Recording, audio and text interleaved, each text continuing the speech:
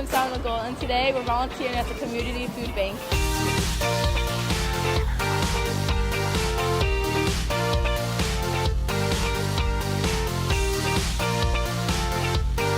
Our under 12 team and our not-for-profit and our post-social arm get to play soccer in return for being ambassadors of goodwill, which is for many of them a dream.